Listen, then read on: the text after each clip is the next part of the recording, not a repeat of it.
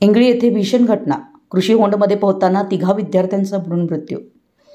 चिकोडी तालुक्यातील इंगळी गावात एक हृदयद्रावक घटना समोर आली आहे। प्रखर उन्हाळ्यामध्ये अंगाला गारवा मिळावा म्हणून शेतातील कृषी होंडमध्ये पोहण्यासाठी गेलेल्या तिघा विद्यार्थ्यांचा बुडून मृत्यू झाला।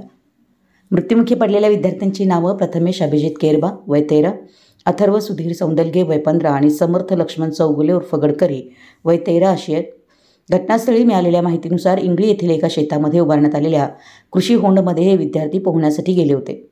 मात्र पाण्याच्या खोलीचा अंदाज न आल्यामुळे तिघेही पाण्यात बुडाले। ही दुर्दैवी घटना आज दुपारी घडली असून मात्र ही माहिती रात्री उशिरा समोर आली। सदर घटनेची नोंद अंकली पोलीस स्थानकात झाली असून चिकोडीचे तहसीलदार चिदंबर कुलकर्णी आणि अंकली पोलीस स्थानकाचे फौजदार नंदेश यांनी घटनास्थळी भेट देऊन पंचनामा केला। मृतदेह पाण्यातून बाहेर काढून शवविच्छेदनासाठी चिकोडीतील शासकीय रुग्णालयात पाठवण्यात आला। शवविच्छेदनानंतर मृतदेह नातेवाईकांच्या ताब्यात देण्यात आले असून अंत्यसंस्कारासाठी रवाना करण्यात आले।